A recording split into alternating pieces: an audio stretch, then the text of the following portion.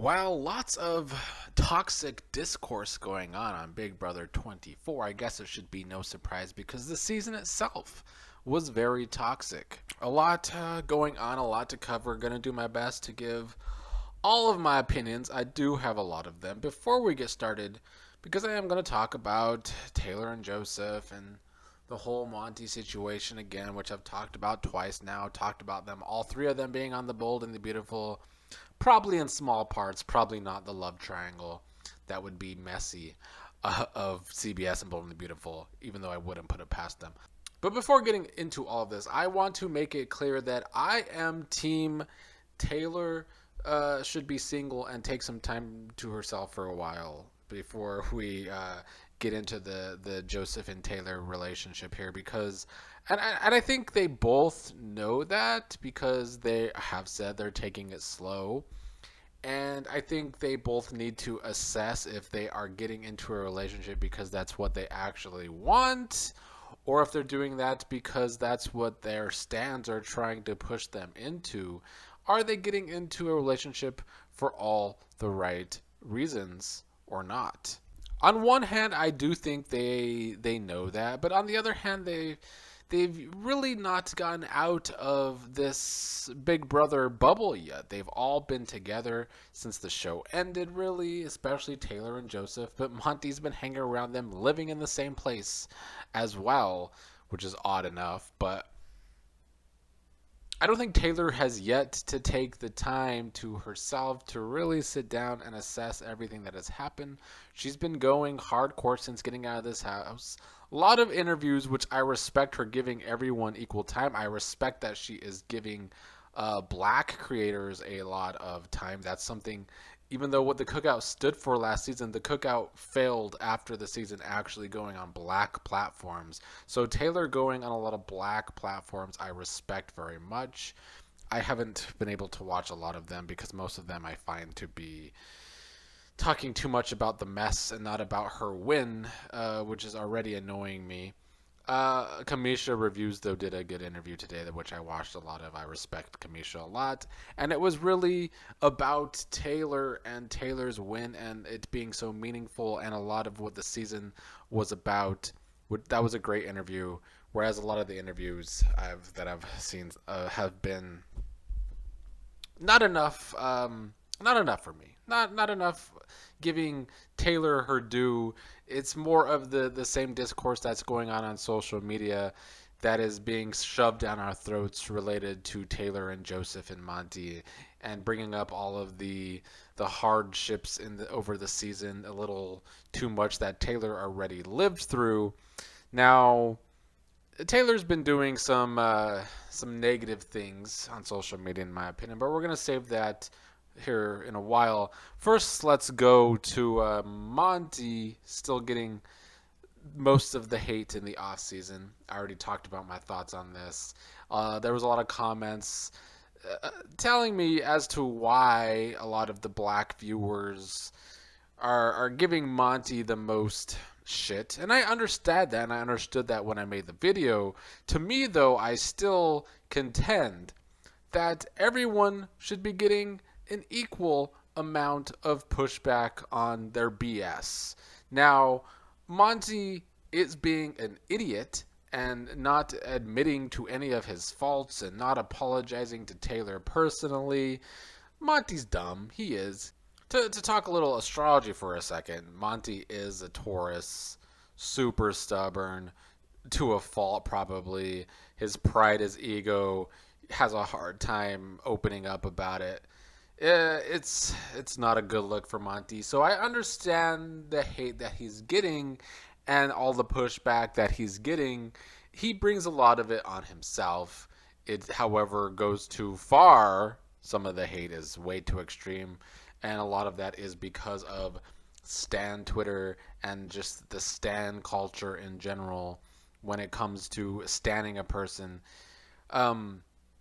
Them standing Taylor in this situation. But I still have a problem with the likes of Kyle being able to already go back to TikTok. In my video from last weekend, I talked about give it 5 years. Kyle's probably going to be Still just living a great life on TikTok. He's already back to that, trying to get there. He doesn't want to learn any lessons. I had a comment that Kyle apologized well in the game, but like we need to take that apology as real in a game. He has yet to actually.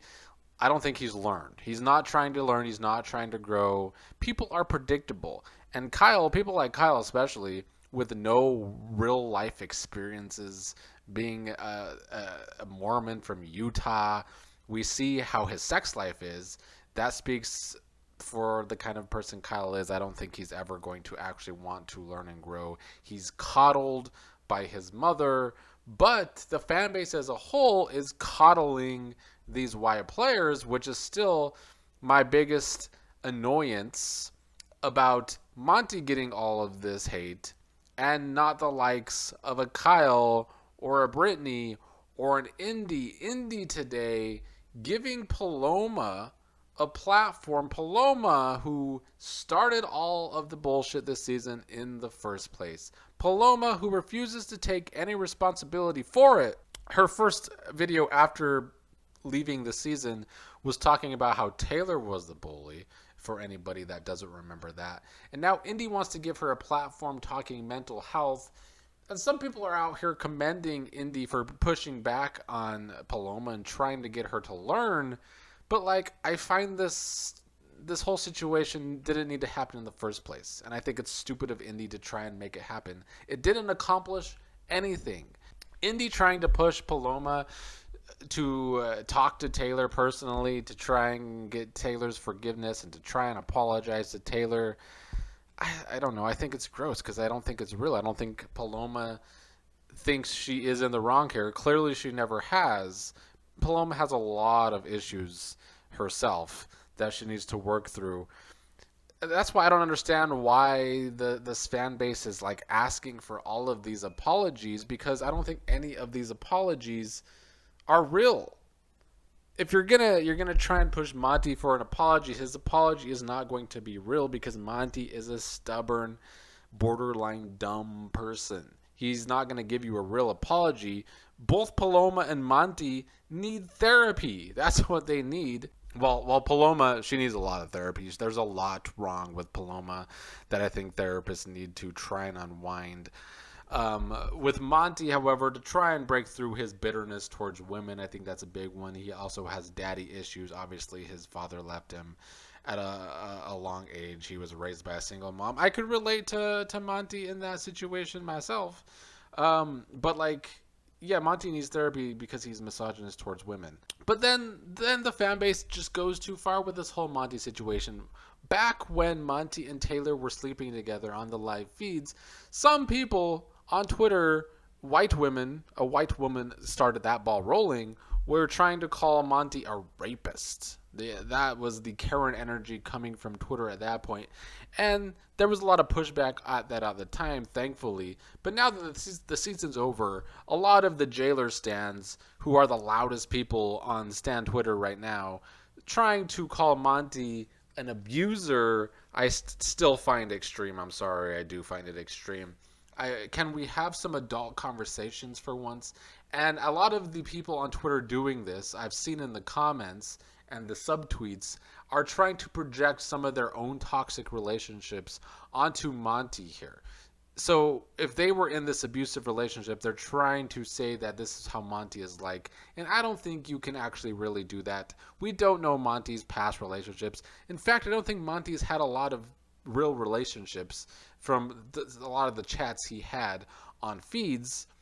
I do think Monty has his own problems, and I do think Monty burns all the bridges in his life, probably going back to the daddy issues that he has and why he needs therapy, because a lot of people have pointed out how this entire season, all this crap happening to Monty, he's had no friends coming forward to defend him, no family coming forward to defend him. Monty burns a lot of bridges in his life, but I don't think that you can make that assessment that he's an abuser because of their 1 week sexual relationship on live feeds. The one fight that they had, I talked about this at the time, that if it was a reverse situation and Taylor was sleeping and Monty pulled the headphones off of her to awaken her because Monty was annoyed in that situation like Taylor was, at that same point, you all would be calling Monty an abuser probably. When Taylor did it, of course, Monty's in the wrong because he had a fit over it. And I contended at the time that Monty had a point for being upset about it, but the way he went about it, the immaturity with him, the insecurities with him, he went about it all wrong. Being upset about it for 2 days was extreme to say the least, and there was some emotional manipulation on Monty's part there. But at the same time, they were still in the game, and Taylor was doing some manipulation herself with that relationship for keeping it real. I just think it's extreme to call Monty an abuser and that he was abusive towards Taylor because they had one fight. Like, we're adults. Let's be real. We've all had the start of relationships at some point in our lives when we're immature, probably, and we have these petty fights all the time. That doesn't make a person an abuser. I'm sorry, it doesn't. It makes it maybe the start of a possible toxic relationship. But those two were not a relationship in the first place. That was a total fuck buddy situation, in my opinion. There did seem to catch feelings there for a while. But as I said at the time when it was happening, once they get out of the house and have some time to think about it, I think they're going to have a lot different thoughts. And look at them now. That Taylor doesn't think her and Monty will ever have this connection. And yeah, they probably shouldn't, especially if Monty is not going to admit to his faults with her. So Taylor having these thoughts about Monty, totally justified, but the stands go way too far, calling Monty an abuser, and all this going on when Kyle is able to move on TikTok, when Britney has taken zero responsibility for her actions. It's like her victim tears have worked on a lot of you all. All of her crying must have worked because this is the same person who threw her supposed friend under the bus many of times in this game. Not on a game level, on a very personal level of jealousy because Britney's a loser. And you all keep giving Indy a pass because of her little apology. Meanwhile, she's giving Paloma a platform that accomplished absolutely nothing. Like, why are you commending Indy for pushing back on Paloma for doing the bare minimum? I'm not understanding. We already knew that Paloma was not sorry, that Paloma took no responsibility. So why did we need to see her on a platform just doing something we already knew was happening and was the case? Indy gets nothing from me. I think Indy still sucks, personally. All of this to me, like, everyone upset with Monty, and as I've stated, rightfully so, he's brought a lot of it on himself. However, much like this season itself, there's a lot of systemic racism going on within the fan base, just like what happened in the house with Taylor. Now, to make it clear here, because some people in the comments either don't listen to my full videos or they lack critical thinking skills, probably a combination of both because a lot of stans don't have critical thinking skills. The situation between Taylor and Monty is not even close to being the same. People in the house coming at Taylor because for no reason. For no reason. People were coming at Taylor because of microaggressions and racism, period. That's what made the dynamics in that house so toxic and miserable and racist, is because of systemic racism that just goes throughout all of society. So of course it falls into these games as well, and of course it falls into social media, because when you are able to give all of the black people in the house that fucked up, and they did, and they deserve a lot of pushback, and everybody jumps on that bandwagon, whether it's the hive mindset of Twitter or just the actual systemic racism itself. Meanwhile, all these passes to the white folks, because white people are not going to hold fellow white people responsible when they have all of these racist fuck-ups. But black people are going to hold their own responsible, as we've been seeing, as the comments have been saying, which I understand. I do. But it's not helping. It's not helping the entire situation. When you can't give everyone the equal amount of pushback, it doesn't help the situation at all. In fact, it's just starting to mirror the season itself with this fan base, in my opinion. And I've said before on this channel, I'm very eye for an eye. So, in general, with Monty getting all of this hate that he's brought upon himself, I could shrug my shoulders and be like, whatever, I don't really care. He kind of deserves it. However, it's also just holding up the systemic racism of society here, where Monty could get all of this hate, and the people like Indy could keep getting passes, Britney can keep getting passes, Kyle could keep getting passes, move on with their lives. But they're all stuck on Monty, and it goes to extremes. And a lot of these extremes are brought on by Stan Twitter. And this goes beyond Big Brother. I mean, Stan Twitter in general for anything becomes very toxic very quickly. I don't understand why everyone lacks critical thinking skills when it comes to social media, but a lot of people do. And that is what easily creates these hive mindsets that come with Twitter, especially. Like all social media have hive mindsets, including YouTube.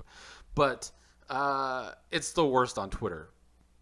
I mean, there's an argument for Facebook, I suppose, but I think Twitter is the worst of it. A few years ago, I was starting to fall into the hive mindset myself with certain topics, and I consider myself quite the critical thinker. So even critical thinkers could eventually fall into this if you're on Twitter way too much. So, of course, most people who are on Twitter fall into this hive mindset because they're weak-minded as it is. And I think this is where Taylor is going wrong, is trying to placate the toxicity that comes along with Stan Twitter. And Taylor is the new shiny toy for Stan Twitter. And Stan Twitter just happens to always be the loudest people on Twitter, which creates the hive mindset because everyone on Twitter wants to fit in and they want to be liked and they want to get likes and they want to get retweets and they want to get followers. And Taylor's trying to placate them, which I think is a dangerous game to play. People have pointed it out that all of America's favorite players in recent years, Nicole Anthony, eventually became hated by the fan base after playing All-Stars. Dave Vaughn, last season during season 23, there was plenty of discourse about Dave Vaughn because she likes to pit people against each other and try and use her Stan Twitter to attack other people on Twitter. And people were finally calling her out for that. And she's lost some steam because of that. Her season of X on the beach, horrible ratings. And then now Tiffany, last season's America's favorite player, getting a lot of hate now because she gave a softball interview to Monty in some people's opinions. But I really want to go look at Stan Twitter over this past year. Last season, Tiffany was the chosen one of Stan Twitter for everyone to stan, and she could do no wrong in so many people's eyes on Twitter. I called this out all last season. You could go back and watch my videos from last season calling out Tiffany and the stands of hers. Where last season, Tiffany was extremely colorist towards Azah. But did that stop Stan Twitter from not liking her? No, instead they turned on Azah themselves. They didn't care about the colorism. No, even though Tiffany was always trying to mess up Azah's game, and there was a lack of communication between Tiffany and Azah, but in my opinion, and I stated it at the time, it was because of Tiffany. Tiffany made a lot of colorist comments last season, and she was always trying to undermine Azah's game last season.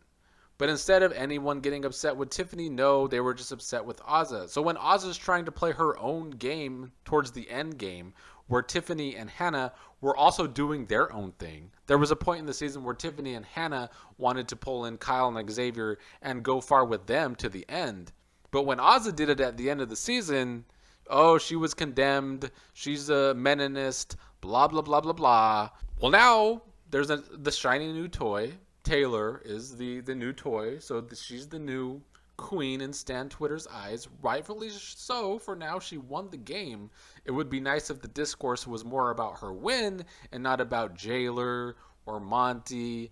No, it should be about her win, but it's starting to not be at all about her win. and her being the first black woman to win Big Brother other than Tamar on Celebrity Big Brother. But now that Tiffany isn't holding Monty's feet to the fire about his misogyny, suddenly Tiffany is terrible. Meanwhile, you all in Stan Twitter want to act like Kat from Big Brother 21 did such a good interview giving Monty all of this shit. First of all, Kat does everything for clout. Kat does everything for likes. Kat does everything to try and fit in on social media. She's never really apologized for her own crap. She's never really mended any sort of fences with Kemi. She treated Kemi horrible during Big Brother 21. So Kat, who was once a problem for the racism on the show towards Kemi, you all are now trying to put on this pedestal for being a good interviewer.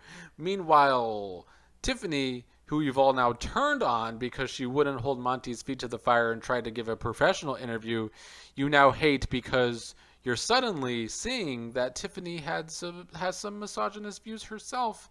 But when it came to Tiffany's game last season, y'all didn't care that she was colorist towards Azah. You all pick and choose when you want to do things because you don't follow a logical pattern. Instead, you follow the hive mindset, the follow the leader. This is what we think now because that's what everyone seems to think. You all want to fit in. You all want your likes on Twitter. It's pathetic. And so I just don't think Taylor should be really hitching her entire ride to toxic stands on Twitter because we've seen it with Nicole Anthony, seen it with Davon, seen it with Tiffany. Oh, that tide can turn very well. And if Taylor and Joseph continue to push this relationship together for the stands and try and placate them, if they ever break up, like I said in the last video, I don't think they're actually together now, but if they ever break up and have a real relationship, it's going to be ugly for both of them. It's going to be very ugly for both of them. So I hope they can actually get some time to reflect, take a break from these interviews, take a break from the Big Brother discourse for a while. I had hope that Taylor was equipped to deal with her newfound fame. And I think her popularity will stay good for a while. But Twitter's a very toxic place. You can't live on Twitter. It becomes toxic very quickly. And I hope Taylor realizes that because she's walking a very fine line right now when it comes to these crazies on Twitter. And she knows some of them are crazy. She's acknowledged that with likes, but she keeps trying to placate them. And I just don't know if it's going to end well for Jailer if they never become a real thing or if they do and break up. But yeah, per usual, Stan Twitter and Twitter in general gets on my damn nerves. I fucking had to talk about this throughout Big Brother 23 when everybody was up Tiffany's ass because they were standing her. She could do no wrong. Meanwhile, Azah then and now has shown she is the biggest critical thinker of the cookout, and she continues to do so. All the people in my life are people who I consider high critical thinkers, march to the beat of their own drums. I love that shit. There's not enough of that in the world, and a lot of that is because of social media and the toxicity that it brings. That's all for now. That's all of my long-winded ranting today. I had to get this out because it's been bothering me. Because, yeah, Stan Twitter gets on my damn nerves. I hope Taylor nothing but the best. Honestly, I hope Joseph nothing but the best. I hope they say they're in therapy separately and together. So I think they're doing things right personally together. I just think socially, which is funny because Taylor's social game was so great during the game. But I find socially on social media right now, Taylor's walking a fine line that can turn... It's already turned toxic in my opinion, but it can turn toxic towards her in the future because, well, history likes to repeat itself, doesn't it?